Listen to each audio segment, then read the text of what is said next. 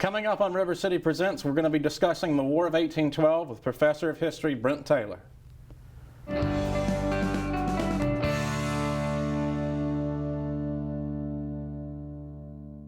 This is River City Presents. I'm Daniel Hurt. Ever since I was in elementary school, I love history, and one of the ones that's most often overlooked, one of the wars most often overlooked, is the War of 1812 in American history. But today we're going to be talking about that one. It is essential to who we are as a nation and our narrative. And joining me on the program, the first time I've had a second return, is Professor of History at WKCTC, Brent Taylor. Welcome to the program. Well, thank you for having me. I appreciate being the first second. Yes, you are the first returning guest, and what a topic to discuss. I say that because in elementary school, you know, you always talked about the War of Independence, and then you'd go on to the Civil War, but you'd kind of skip over this one. And it seems pretty essential for who we are, since, you know, you could argue is the real war for independence. The Star-Spangled Banner comes from it. New generation of leaders, wouldn't you say? Second war for independence. And you've got there, you do have that second generation. They came along, interestingly enough, in the midterm election of 1810. So that's where the Warhawks came about. And that's people like Henry Clay. And these would be the people that you hand the baton to once the founding fathers pass away. So they're still kind of at the top of their game around 1812. They're maybe in the twilight of their career, that kind of thing, and then the next generation is coming along, and we'll call it the Second War for Independence. So that's a pretty big second as well. And, you know, President Madison, James Madison's the president at the time, and he's sort of one of the architects of the Constitution, so he's he's a big deal. Father of the Constitution. So you have to think, as a resume builder, you're running for president, and you say, okay, well, what are your qualifications? I wrote the Constitution. Kind of the biggest deal, yeah. You're in. Yeah, it's a little bit better than those Articles of Confederation, but yeah. But he, you know, the thing about him is when you think about what a president looks like, he doesn't exactly look presidential, right? He's kind of a short guy in terms of like what we think of as modern presidents. Yeah, so he's one of our smallest presidents. He's probably going to measure somewhere around 5'5". He's probably something like 130 pounds after getting out of the shower while wearing his clothes in the shower. So that's going to make an interesting visual because he's commander-in-chief. And he's going to take that seriously in the War of 1812. We're going to have the invasion of the capital. And he's actually going to be out there looking everybody over and making sure that the uniforms are on right and, you know, do your best and don't be scared out there. And so then he's going to strut off at 5'5".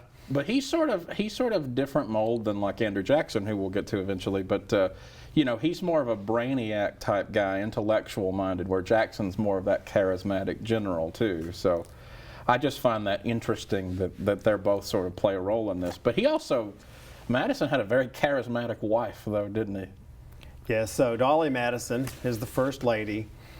And when he is going to go out to do the commander-in-chief thing, he's going to leave her behind to kind of watch over the White House, make sure that everything's okay. In particular, they said something about to the effect that she's going to watch over the cabinet papers, and like, while he's out of the house. Stuff, I must say. It is. And then, of course, there's the famous painting of George Washington, because at first they don't think there's any kind of threat. They think that there's been some reports that, well, the British are coming, but, you know, we've seen that before somewhere and it worked out. But now they're kind of moving into the area, and they're stronger than we first thought. 5,000 troops marching to Washington's a little bit of a surprise, probably. So they got a real army, and then the bigger problem is we got the Industrial Revolution going on, and the Industrial Revolution is kind of like opening up this whole Pandora's box of invention. And a couple of those things that are there are going to make their way onto the battlefield, and we actually don't know anything about these weapons. They're going to bring these weapons to us sight unseen. And it's things like the Congreve rocket. Tell us about that. So the Congreve rocket is kind of like a 6-foot-long bottle rocket from Independence Day. I've had my share of those. Right, but it's giant. it has got an effective range of several hundred yards, which is a big deal back then. Doesn't because sound like a lot, but because it is. at that time guns can shoot effectively about 100 yards. Whites of their eyes. Right. And the whole thing is they're going to show up with a 600-yard range. You've got a 100-yard range. And that's bad. They're doing pretty good. Yeah. That's like reach in boxing. And this other guy's got 6 more inches of reach. And that's what's happening here. But that's not all. They also show up with something called the shrapnel shell. So that's inventor Henry Shrapnel. So it's actually named after a person. That's interesting. He has lent his name to the English language. So this is another big deal. And the whole thing about a shrapnel shell is it's designed to explode above the heads of the enemy. And then rain danger down upon them. All kinds of little bits of metal, shards are going into people, which we now call Shrapnel. shrapnel. Reminds me of like in World War II or World War I in the Somme, how they have just it everywhere, all over the place, still on the ground actually. But you know, along with technology, this is sort of a different world landscape than it was, because this is 30 years after the first War of Independence. So sort of set the scene for what we're dealing with, because this is kind of a proxy war within a larger war too, right? So, Okay, the global situation is England and France are the world's #1 and #2 superpowers at this time. And they don't like each other. And they're rivals. And then we're all caught up in this. So England is still fresh off of losing the colonies. You can't forget about that. that was kind of bad. Yeah, that's a little bit of a hang up in your global empire plans. So And we just gave France a bunch of money with the Louisiana Purchase too. all right, that was part of it. They had this big fire sale because they've got to raise cash quickly to try to fight off half of Europe, including England. And there was always this tension because our top 2 trading partners are England and France. Well, those are the 2 global superpowers. They don't like each other. So we can't do anything to make anybody happy. If we trade with France, England's all upset about it, vice versa.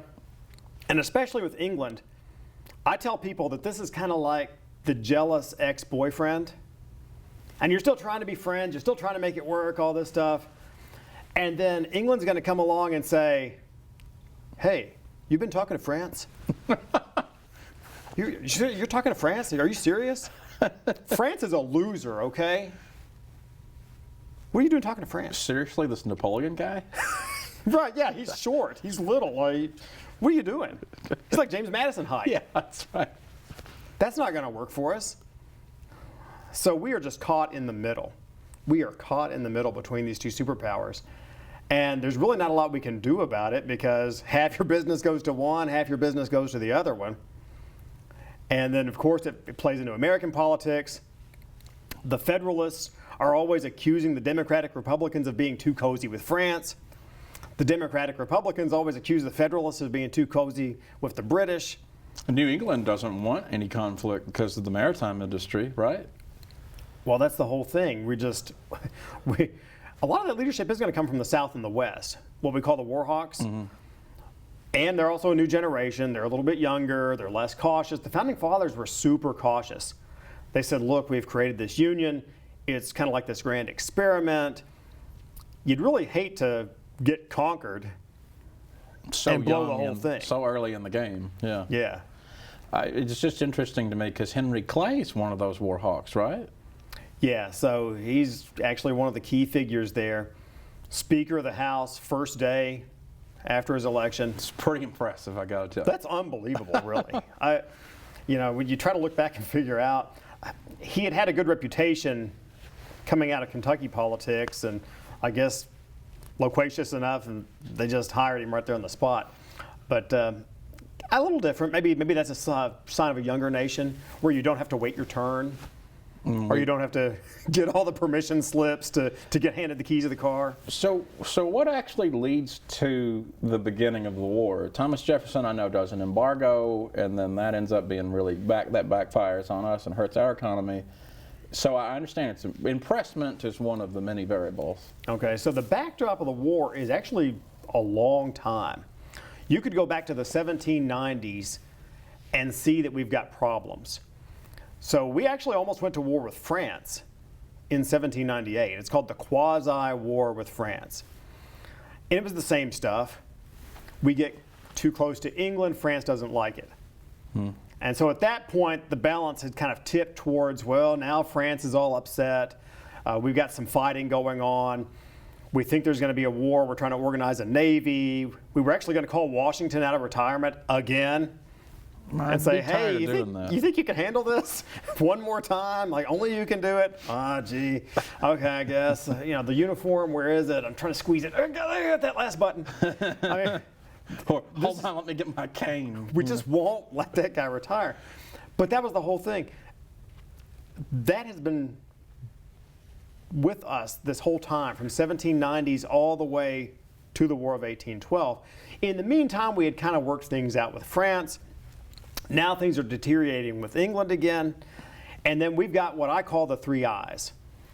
That's impressment, which is kidnappings.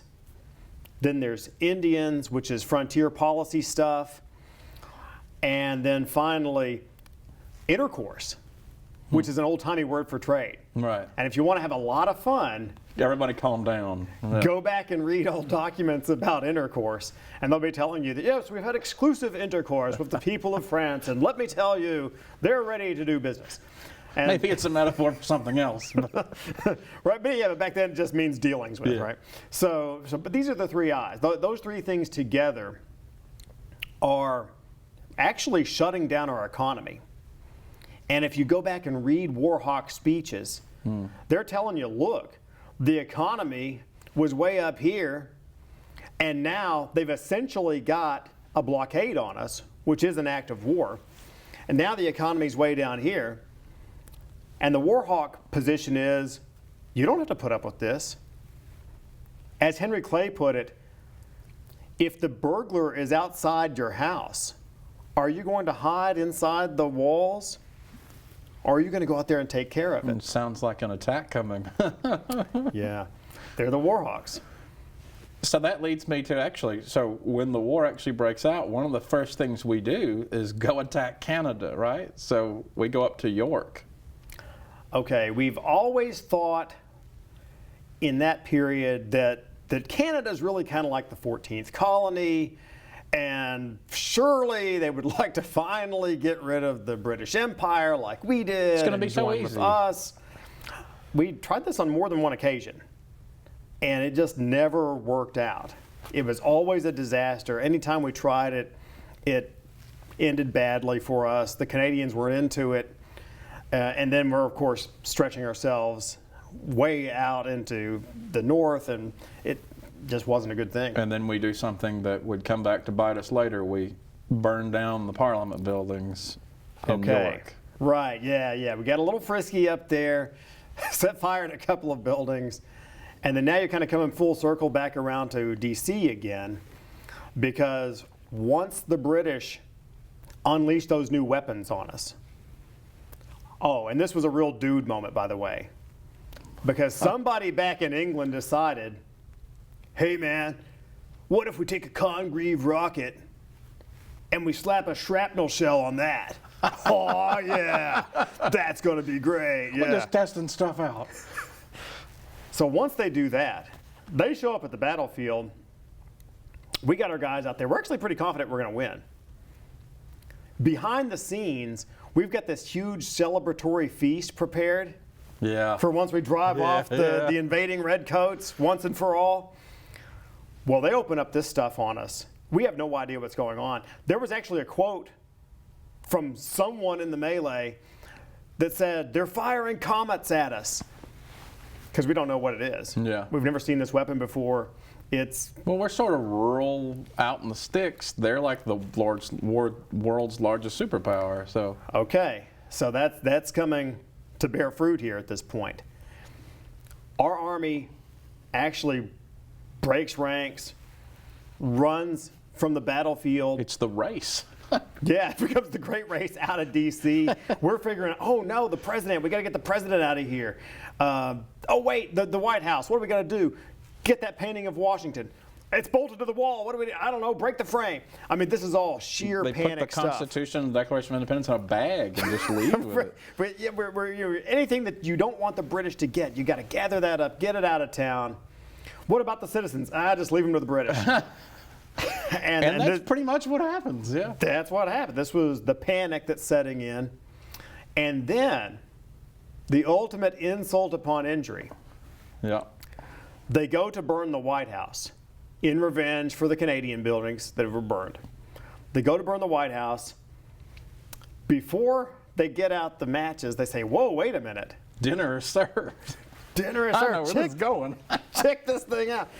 They've got spits with meat on them still turning. They got the wine glasses out. They've got place settings for 40. Let's do this. They actually, I'm going to ruin it. I'm going to tell it. Yeah. They have a toast to Jimmy's health at the White House. Right. And then they all burn it down. Yeah, as one of the great sources on that says, and then they set fire to the house that had so liberally entertained them. Who knew? It's just interesting that they showed up when dinner was served. What a time. What's really fascinating to me is after that, the next morning, it's this bright sunny day after they burned down the White House and the Capitol building. And then there's sort of an act of God that occurs, right? Okay, so the big storm. Yeah. Yeah, I guess sort of take that away and then I'll expound upon your thoughts. Yeah, so the day of, they have, the next day, they have a massive hurricane that sort of just shows up and does severe damage to the British in Washington. And then there's a tornado, and it just sort of comes out of nowhere. But I mean, meteorology, we don't have Noah Berger in 1812, so. Right, and that's kind of like the third great storm. We had the kamikaze storm that had driven the Mongols out of Japan. We had the Protestant wind, which had helped drive the Spanish out of England, and then you got this thing. Yeah, it's just fascinating to me that that occurred. And then, then sort of the battle shifts to Baltimore and Fort McHenry. And tell us a little bit about the significance of Fort McHenry. And, we got a song out of that too. All right, so Baltimore, of course, is one of the major ports in the Chesapeake region. And they're going to pull the fleet out there just out of range of our artillery because they've got better weapons. And they're going to be able to just sit out there and fire away. That's kind of like the British plan for Fort McHenry. Above the fort, we've got this unbelievably large flag. It's probably the largest flag you've ever seen.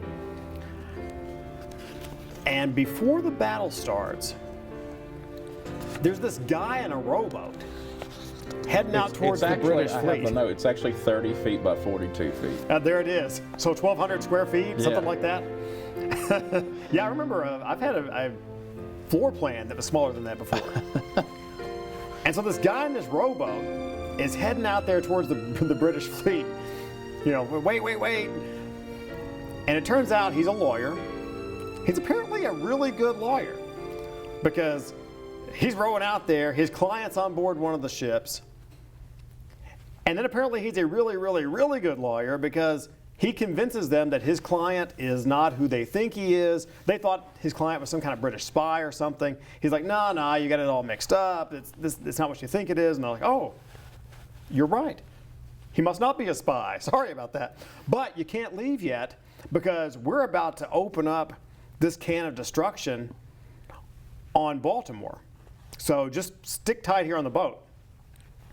And that way, he's got this front row seat for what's happening out there.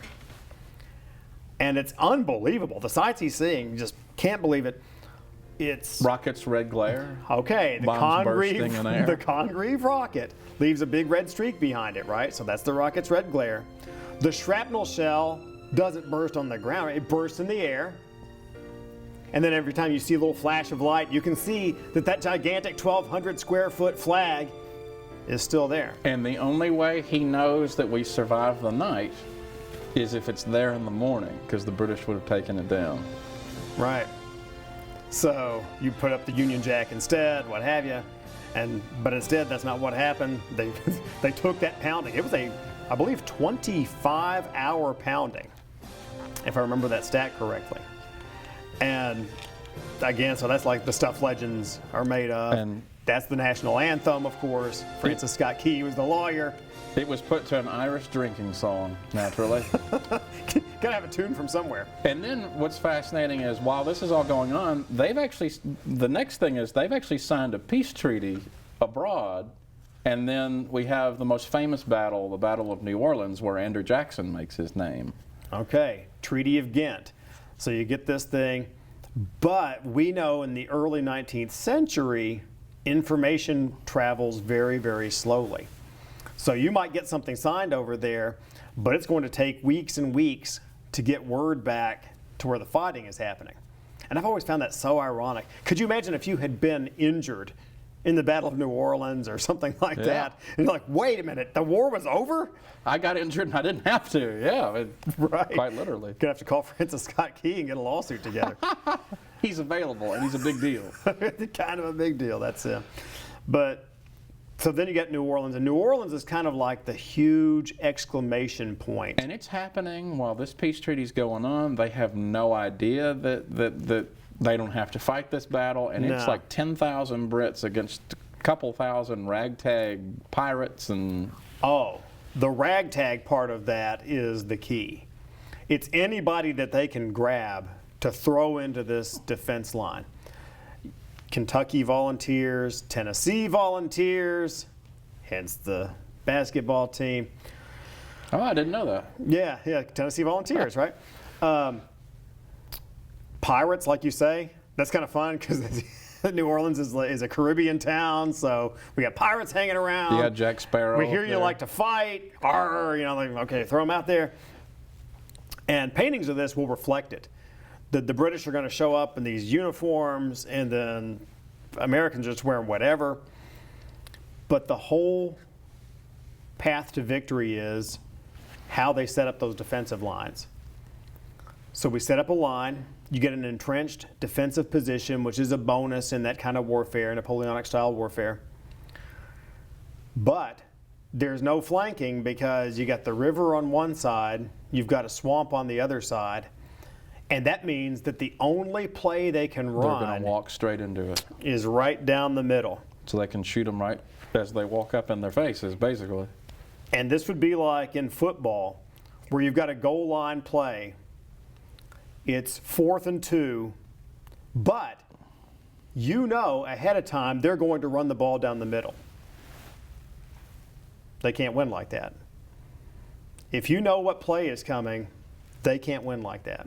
And these guys are probably scared, but I mean, they got like the coolest general of all time. All right, so this is the thing that makes Andrew Jackson famous. This is the thing that's putting him in danger of becoming president later. That's an old joke from the 19th century. Adam's a little worried about that down the road. Right. Oh, there are a lot of people are worried Henry about Clay that. too, yeah. Henry Clay, William Henry Harrison, Nicholas Biddle, the bank president. I mean, all those people that are eventually going to cross paths with Jackson. The reason for that is Battle of New Orleans. So they run the play. It's right down the middle. Jackson wins it handily because 2,000 beats 10,000. you know, yeah, it's a choke point. It's kind of like in the movie 300 when they send all those Persians into that little tiny gap. Yeah. Of course, different outcome, more successful outcome in New Orleans.